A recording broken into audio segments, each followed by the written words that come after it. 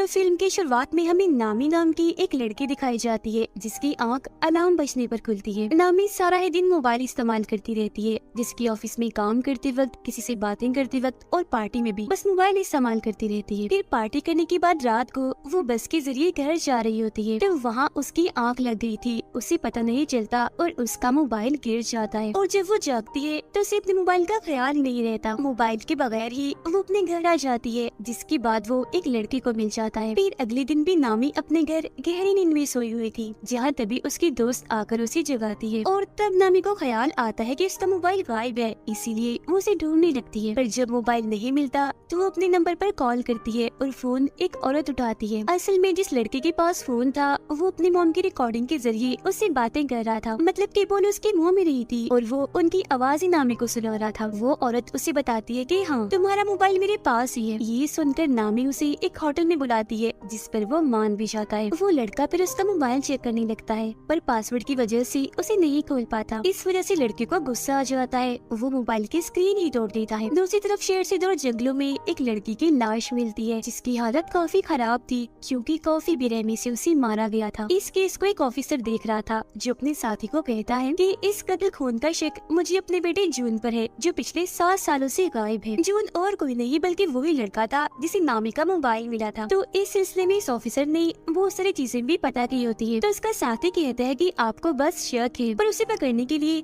हमें सबूत इकट्ठा करने होंगे। उधर नामी अपने डैड के होटल में आकर उनसे मिलती है। उसे पता चलता है कि मेरे डैड का इंस्टाग्राम अकाउंट भी है, तो ये जानकर उसे काफी खुशी होती है। अब तभी नामी के पास उसी औरत की कॉल आती है जिसके पास उसका मोबाइल था। वो कहती है कि गलती से तुम्हारे मोबाइल की स्क्रीन टूट गई है, मैंने उसे ठीक करने के लिए मोबाइल की एक दुकान पर भेज दिया है, पैसे भी दे दिए, तो तुम उस दुकान पर जाकर अपना मोबाइल ले सकती हो। फिर थोड़ी ही देर बाद नामी अपना मोबाइल लेने के लिए उस दुकान पर पहुंच जाती है, जहां उसे जून भी दिखता है जिसने मास्क लगाया हुआ था। वो नामी के मोबाइल की डिटेल्स में उसका पासवर्ड भी पता लगवा देता है और फिर उसका मोबाइल ठीक करने के दौरान वो उसमें एक हैक करने वाला सॉफ्टवेयर भी डाल देता है और उसके मोबाइल का एक डुप्लीकेट फोन बनाकर नामी को दे देता है। वो फिर वहाँ से चली जाती है। अब जो नामी अपने मोबाइल पर कह रही थी वो सब जून भी देख रहा था, क्योंकि उसने नामी के मोबाइल को अपने कंट्रोल में कर लिया था और ये भी उसे चला सकता था। वो उसके चैट्स, इन्हीं मैसेजेस पर वो किससे बात करती है, कॉल्स, यहाँ तक कि खुद नामी पर भी कैमरा के जरिए नजर रख रहा था। फिर रात में जब नामी अपने डैड के होटल में काम करवा रही थी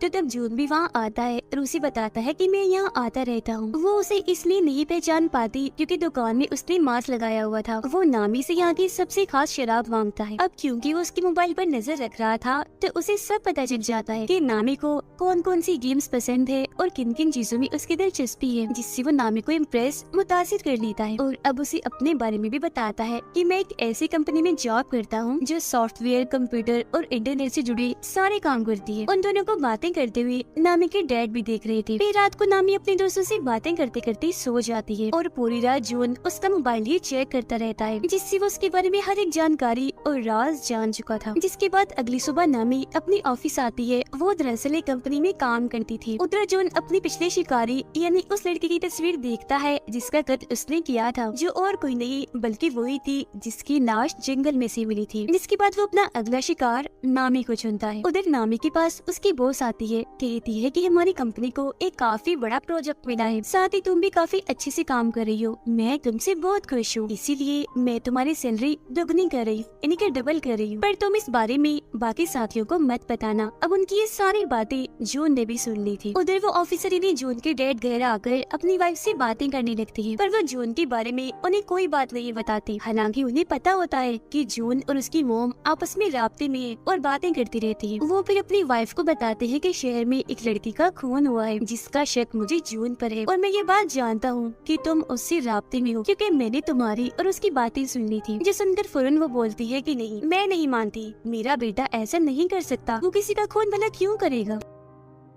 ठीक इसी वक्त ऑफिसर के पास उनके दोस्त का मैसेज आता है जो कहते हैं कि मुझे जून की लोकेशन का पता चल गया है, यानी वो जहाँ रहता है उस जगह का पता। उधर नामी अपने प्रोजेक्ट पर काम कर रही थी, काफी खुश थी वो, जबकि जून उसके घर जाता है और उसकी सारी चीजों को चेक करने लगता है, जिनमें उसे नामी का दूसरा मोबाइल भी मिल जाता है, यानी वो एक नहीं 2 मोबाइल इस्तेमाल करती है। उधर ऑफिसर की साथी उन्हें बताती है कि जिस जगह के बारे में मैंने आपको बताया है, इन्हें जून की लोकेशन पता चला है कि वो वहाँ सबसे चोरी रह रहा है। तो वो ऑफिसर इन्हें जून की डेट उस जगह पर जाने के लिए अकेले ही निकल पड़ते हैं। वो जब वहाँ पहुँचते हैं तो घर के अंदर भी चले जाते हैं और हर जगह की तलाशी लेने लगते हैं। साथ ही उन्होंने यहाँ की तस्वीरें भी बना ली थी। मरने वाले लड़के की मोम के बारे में भी इन्हें पता चल जाता है। इतनी ही देर में जून भी बाहर आ गया था। वो ये बात जान चुका था कि घर के अंदर कोई घुस आया है, इसीलिए चुपके से जब वो अंदर झांकता है तो अपने डैड को वहाँ देख लेता है। अंदर उसके डैड को लाश के नाखूनों पर लगी नेल पॉलिश भी मिल जाती है, जिससे उन्हें पता चल चुका था कि ये खून मेरे बेटे जून ने ही किया है। अब चालाकी से जून अपने डैड को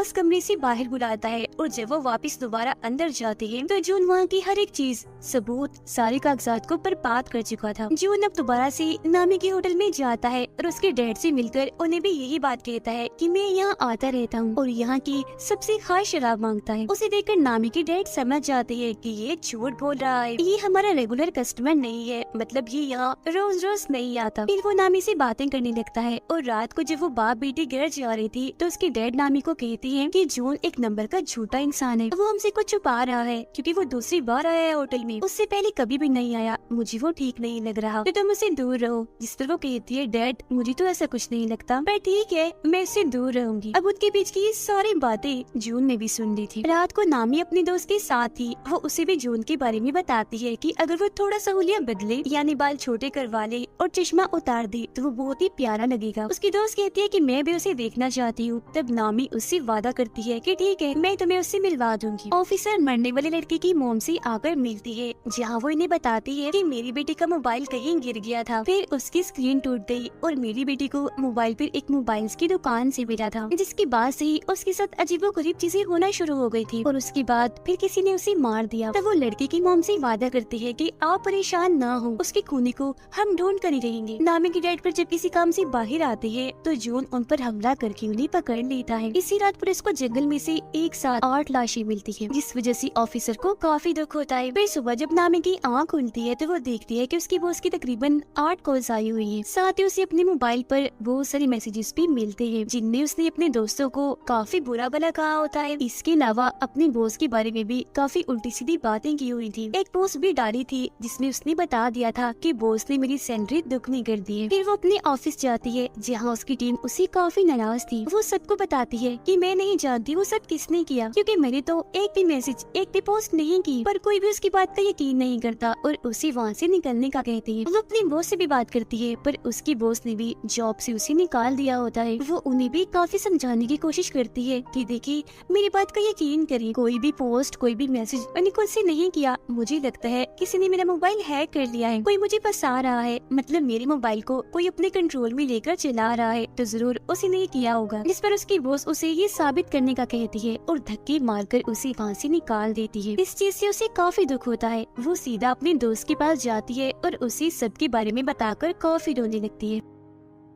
तब उसकी दोस्त उसे सहारा देती है, उसे संभालती है। ये चीज जून ने भी देख ली थी। वो सोचता है कि नामी अपने दोस्त के काफी करीब है, तो पहले रास्ते से इसे हटाना होगा। वो और उसकी दोस्त पुलिस स्टेशन जाती है और इस सब के बारे में बताती है। तब ऑफिसर उनसे कहता है कि ये सब आपके साथ ऑनलाइन हुआ है, इसलिए हम आपकी कोई मदद नहीं कर सकते, क्योंकि जिसने भी आपके साथ ऐसा किया हम उसे नहीं पकड़ सकेंगे। ये सुनकर उसकी दोस्त को काफी गुस्सा आता है, जिसके बाद दोनों यहाँ से चली जाती है। जून अब नामी के डैड के घर पर ही रह रहा था, क्योंकि उसने उन्हें वहाँ बांध के रखा हुआ था। वो उनकी मोबाइल से नामी को मैसेजेस भी करता रहता है, ताकि उसे शक ना हो कि मेरे डैड को किसी ने अगवा कर लिया है। वो दोनों फिर होटल में आकर बातें करने लगती है। इस बारे में सोच रही थी कि आखिर ऐसी हरकत कौन कर सकता है। वो फिर बात करती है कि इस बारे में पता लगवाने के लिए हमें एक ऐसा इंसान चाहिए जो कंप्यूटर और इंटरनेट में काफी माहिर हो। अब तभी यहाँ जून भी आ गया था, जिसके लिए नामी जोश लेने जाती है और वो उसकी दोस्त के साथ मिलकर नामी का फोन चेक करने लगता है। वो फिर जब आती है तो जून उसे बताता है कि किसी ने तुम्हारा मोबाइल हैक किया हुआ है। उस इंसान ने तुम्हारे मोबाइल में एक ऐसा सॉफ्टवेयर डाला है जिससे तुम्हारा मोबाइल उसके कंट्रोल में आ गया है और तुम जो भी करोगी उसे पता चल जाएगा और मोबाइल को वो अपने तरीके से भी चला सकता है। वो फिर नामी को बाहर आता है और बताता है कि ये काम किसी करीबी का है। वो करीबी जिसे तुम्हारे मोबाइल का पासवर्ड भी पता है, क्योंकि पासवर्ड खोलने के बाद ही उसने ये सब किया होगा ना। अब तभी उन दोनों की तस्वीर चुपके से नामी की दोस्त बना रही थी, जिससे उसे काफी अजीब लगता लगता है। वो फिर होटल में जब आती है तो उसकी दोस्त उसे एक खबर दिखाती है जिसमें पुलिस को एक साथ 8 लाशें मिली थी। अब उसकी दोस्त नोट कर लेती है कि नामी मुझसे बात नहीं कर रही। वो उससे इसकी वजह पूछती है कि तुम मेरी बात क्यों नहीं सुन रही, तुम्हारा मूड भी खराब है, क्या हुआ, नाराज हो? जो सुनकर नामी भड़क जाती है, कहती है कि मुझे तुम पर शक है, ऐसा मेरे साथ तुमने किया होगा क्योंकि मेरी पासवर्ड तो सिर्फ तुम ही जानती हो। जो सुनकर उसकी दोस्त को काफी बुरा लगता है। वो कहती है कि तुम कल की आए उस लड़के जून की वजह से मुझ पर शक कर रही हो। ठीक है, अगर तुम्हें ऐसा ही लगता है तो मैं तुमसे दूर चली जाती हूँ। इतना कहने के बाद वो नामी से अपनी दोस्ती तोड़कर चली जाती है। वो काफी दुखी थी, रो रही थी और ये चीज जून भी देख लेता है। उधर पुलिस मरने वाले लोगों की लाशें जब उठा रही थी तब उनका सामान भी देखा जाता है, जो देखकर ऑफिसर काफी परेशान हो गए थे। तब उनका साथी कहते हैं कि ये काम आपका बेटा ही कर रहा है, हम जानते हैं, तो हमें उसे पकड़कर रोकना होगा जल्द से जल्द क्योंकि चीजें काफी आगे तक निकल गई हैं। तब ऑफिसर कहती है तो सबसे पहले तुम उस मोबाइल की दुकान को ढूंढो जहाँ जून काम करता है, जिस पर उसका साथी हाँ बोलता है और ये दोनों वहाँ से निकल जाते हैं। नामी होटल में बैठी अपनी और अपने दोस्त की वीडियो देख रही थी। वो काफी दुखी थी और अपना मोबाइल गिरा देती है जिससे स्क्रीन फिर से टूट जाती है। उधर ऑफिसर और उनके साथी को जो उनकी मोबाइल्स की दुकान मिल जाती है, पर उसने यहाँ की हर चीज को तबाह बर्बाद कर दिया था। लेकिन कुछ पेपर्स के जरिए उन्हें 8 कस्टमर्स के बारे में पता चलता है जो और कोई नहीं बल्कि वही लोग थे जिनकी लाशें इन्हें मिली थी। ऑफिसर बताते हैं कि मुझे 9वीं लड़की की डिटेल्स भी पता है जो मरने वाली है और वो डिटेल्स मुझे जून के घर से ही मिली थी, तो अब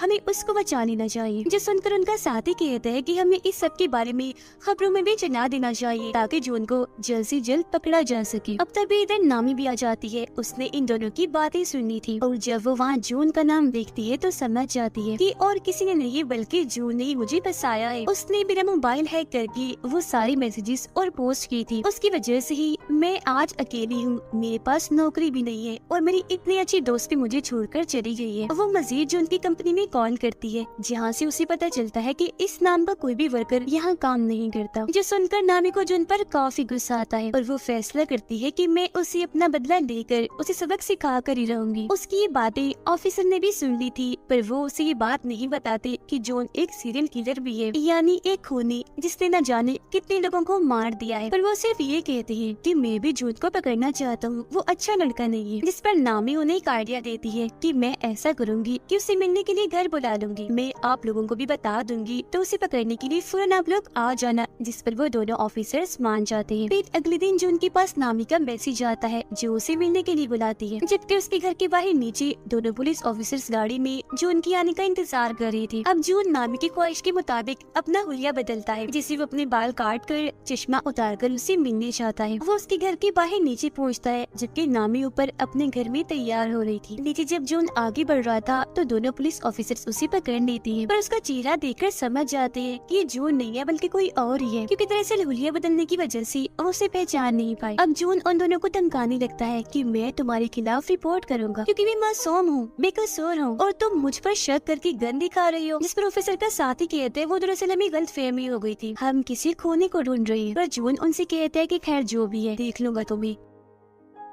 इतना कहने के बाद वो वहाँ से चला जाता है, जबकि दोनों ऑफिसर्स ऊपर आकर नामी से मिलती है। वो उन्हें बताती है कि जो उनका मैसेज आया है उसका कहना है मैं मसरूफ हूँ, आज बाद में मिलूंगा। वो फिर कहते हैं कि मैं अपना मोबाइल ठीक करने के लिए दे रही हूँ, तब तक दूसरा मोबाइल इस्तेमाल करूंगी और जब मेरा पहला मोबाइल मुझे मिल जाएगा हम उसे पकड़ लेंगे, जिसके लिए ऑफिसर्स भी मान जाते हैं। अब ऑफिसर के पास पुलिस स्टेशन से कॉल आती है। एक ऑफिसर उन्हें बताता है कि ये बात अब सबको पता चल गई है कि ये सारे खून और किसी ने नहीं बल्कि आपकी बेटी जून ने की है, तो अब से आपको इस केस से दूर रहना होगा ताकि आपको कोई खतरा ना हो। जो सुनकर वो काफी परेशान हो जाती है। अब नामी अपने दूसरे मोबाइल को निकाल कर उसमें अपनी सिम डालती है और ऑन करके उसे चलाकर बाहर आती है। ऑफिसर उसे कहते हैं कि तुम्हारी जान को भी खतरा है तो तुम भी किसी ऐसी जगह पर चली जाओ जहाँ तुम महफूज रह सकती हो। तो वो कहती है कि मैं अपने डैड के घर चली जाती हूँ, वो ही मेरे लिए ठीक जगह होगी। जिसके बाद वो ऑफिसर्स के साथ वहाँ जाने के लिए निकल जाती है। वो जब वहाँ पहुँचती है तो ऑफिसर उसे अपना कार्ड देता है, जिस पर वो कहती है कि ठीक है कुछ भी हुआ मैं आपसे राब्ता करके बता दूंगी, और घर के अंदर चली जाती है। अंदर आने के बाद वो अपने डैड को आवाज लगाने लगती है कि मैं आ गई हूँ। फिर अपने कमरे में जाकर जब वो मोबाइल इस्तेमाल कर रही थी तो उसे जून के नए नंबर से मैसेज आता है। वो जब उसे कॉल करती है तो फोन बजने की आवाज उसे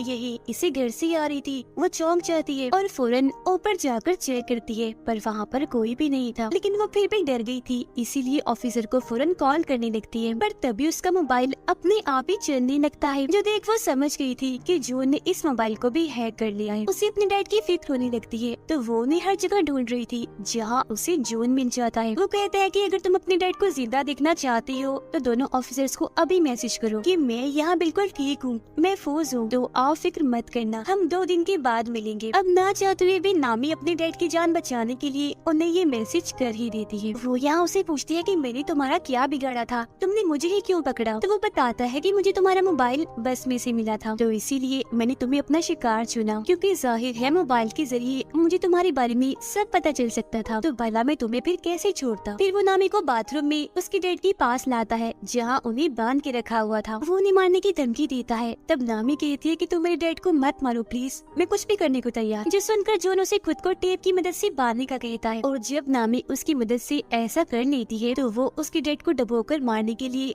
टब में पानी छोड़ देता है। ये चीज नामी भी देख रही थी। दुखी होकर वो रोने लगती है, साथ ही वो जॉन को काफी बुरा बुरा भी कह रही थी, तो वो उसे भी उठाकर ठिकाने लगाने के लिए पर टेप लगा देता है और बार टब में छोड़ देता है जो पूरा ही पानी से भर गया था। वो उसकी तस्वीरें बनाकर उसकी बेबसी पर हंस रहा था और वहाँ से बाहर निकल आता है। उसे ऑफिसर का कार्ड मिलता है जिसके पीछे उन्होंने लिखा था नामी सिर्फ कॉल करना, मैसेज नहीं। पर क्योंकि इसने तो ऑफिसर को मैसेज करवाया था तो उन्हें पता चल गया था कि जरूर ये जून ने किया है, तो इसका मतलब वो यहाँ आ रहे थे जून को पकड़ने के लिए। अब जून को भी एहसास हो जाता है कि ऑफिसर्स घर में घुस आए हैं। वो ऑफिसर के साथी को जाकर पकड़ लेता है, पर पीछे से उसके डैड ऑफिसर आकर उसे पकड़ लेते हैं। मगर क्योंकि ये उनका बेटा नहीं होता तो वो इसे मारने लगते हैं और अपने बेटे के बारे में पूछते हैं। पानी में डूबकर नामी मरने ही वाली थी कि तभी ऑफिसर का साथी उसी पानी से बाहर निकाल कर मरने से बचा लेता है। ऑफिसर उसे मार मार कर काफी जख्मी कर देते हैं और अपने बेटे के बारे में पूछते हैं। तब वो कहता है डैड मैं ही आपका बेटा हूँ, जिस पर ऑफिसर मान भी जाती है। तो वो उन पर हंसने लगता है और कहता है कितने बेवकूफ हो तुम, अपने बेटे की पहचान भी नहीं है। ये सुनकर ऑफिसर भड़क जाते हैं और उसे दोबारा से मारने लगते हैं। उधर नामी को भी होश आ गई थी। वो देखती है कि ऑफिसर के साथी उसके डैड को होश में लाने की कोशिश कर रही है, पर वो उठ ही नहीं रही। ऑफिसर फिर जो उनका बैग चेक करती है जिसमें से उन्हें जो उनके सारे शिकारों का सामान मिलता है, यहाँ तक कि 0 नंबर वाले शिकार का भी, इन्हीं सबसे पहले वाले शिकार का, जो कि असल में और कोई नहीं बल्कि उनका बेटा जून था। इस कोने के पास ऑफिसर की वाइफ और उसके बेटे की सारी डिटेल्स मौजूद थी। इन्हें जो 7 साल पहले गायब हो गया था, असल में वो गायब नहीं हुआ था, 7 साल पहले ही इस कोने ने उसे मार डाला और तभी से जून की पहचान देकर इन्हें जून बनकर लोगों को मार रहा है। ये जानकर ऑफिसर को काफी दुख होता है, इसीलिए वो गन लेकर खूनी को मारने के लिए जाती है। खूनी उन्हें बताता है कि मैं आज भी जून बनकर तुम्हारी वाइफ से बात करता हूँ। कितने भोले हो आप लोग, पता लगवा ही नहीं पाए कि जिसे तुम बात कर रहे हो अपना बेटा समझकर वो तो तुम्हारे बेटे का असली कातिल है। उसकी ये सारी बातें नामी भी सुन लेती है। वो गुस्से से भरी बाहर आती है, ऑफिसर से गन छीनकर उस खूनी को मार देती है। वो फिर देखती है कि मेरे डैड को होश आ गई है, मतलब कि वो जिंदा है। इस बात से जज्बाती होकर वो अपने डैड के गले से लगकर काफी रोती है। फिर उसका इलाज करने के लिए उसे एम्बुलेंस के जरिए हॉस्पिटल भेज दिया जाता है, जहाँ से पुलिस भी सभी मरने वालों की चीजें इकट्ठा कर रही थी। कुछ दिन के बाद सभी को खूनी के बारे में पता चल जाता है, यानी कि वो ऑनलाइन ही इंटरनेट के जरिए ही लोगों को पकड़कर उन्हें मारता है और अब वो मारा जा चुका है। बस इससे ज्यादा और कोई जानकारी नहीं मिल पाती। फिर नामी जब अपने डैड और दोस्त के साथ होटल में थी तो कोई चुपके से उस पर नजर रख रहा था, जिसे वो खुद भी देख लेती है, पर समझ नहीं पाती कि ये कौन है। तो या तो ये खूनी ही हो सकता है जो शायद मरा नहीं होगा, या फिर ऑफिसर का बेटा भी हो सकता है, या कोई तीसरा इंसान भी हो सकता है जो अब खूनी की तरह ही ऑनलाइन पकड़ पकड़ कर लोगों को मारेगा सिर्फ अपनी इंजॉयमेंट के लिए। और इसी सस्पेंस भरे सीन के साथ ही ये कहानी इधर ही खत्म हो जाती है।